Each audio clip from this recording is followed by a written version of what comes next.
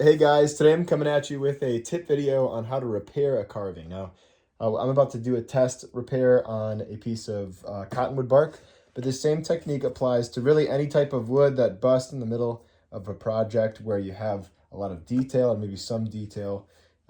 First, before we get into that, I wanted to offer a tip.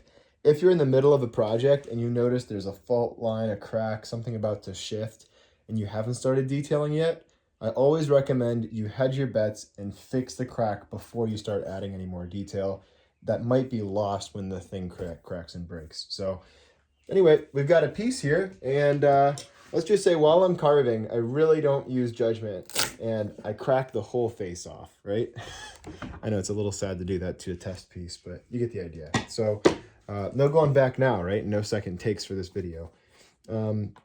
So the first thing that I want to do is realize that while super glue is a great way of kind of fixing things in the short term, it's not rated for long-term use. And what that means is by most repair standards, it's not a permanent solution. It just is not. So I've heard it said that if you're creating anything, any piece of artwork or repairing any wood, and you've used super glue, automatically is disqualified from being a contribution to any of the major American museums like the Smithsonian.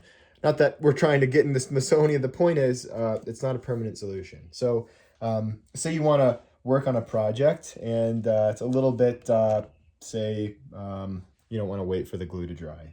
One thing that you can do is a combination of wood glue and super glue. And maybe some of you have seen this before, and I can't remember, I think it was a student that showed me this, but the first thing is try and carefully extract the material. Now, if you've got a fault line, a lot of times you're going to have dirt and deposit in between the layers. Brush that off. Make sure and get the glue underneath the layers that are broken as well. And the best way to do that is try to keep everything intact if you can. You could use a small brush for this to kind of move the what am I trying to say? The glue into the cracks. In fact, I'm going to grab a small brush here while we're waiting. All right, and I'm going to add a little bit of glue to the brush. And the goal here is to add the glue to the inside of the break. So I'm working it up into that little crack here, right? Now there are layers. I've still got the main piece here, and I'm going to be continuing to brush on the glue to the surface as well. Now, I can use the brush. I don't have to. I can apply it directly. You might get a little dripping, but since I've already got the brush out, I'm going to apply the glue to the center. Notice I'm not moving to the edges as I normally would on a good glue job. I'm just going to work around the center, kind of the inside corner or inside part of this break, right? And I want to do the same thing to the piece of wood that's fallen off. So I'm going to add a little bit of glue to that. Okay, and try to stay away from the edges. Same thing up here. All right, now the moment of truth. This is so fun to me. I love this tip. So next I'll take my super glue, and you can imagine what's going to happen next. I'm going to go around the perimeter. I try to use a somewhat thick super glue, only because if you use too thin of a glue, sometimes the glue won't harden properly. Now, I wanted to say, you're going to get some leakage here, right? So ideally you can carve that off. In most cases you can.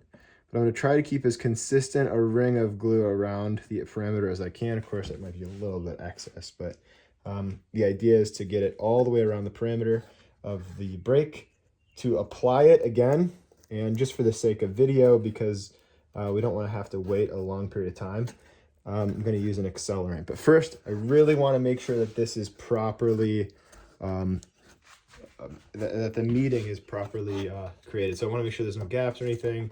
Things are shifted in the right place. All right, so I've got it held down tightly.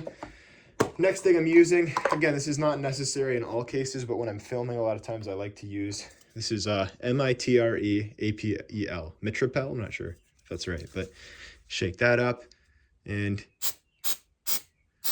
this will immediately harden up the glue. Just out of extra safety precaution, I'll just leave my hands there for just a moment. Lift up, and what's really neat about this is the super glue is going to hold the piece in place so that you can keep carving. Granted, if you have to remove a whole lot of material, you can remove that outer ring of super glue, and so you will have to wait a half hour for that to dry, which has happened to me before. But if you're, say, midway or later into a project, most of the material is probably removed anyway, and you're in good shape.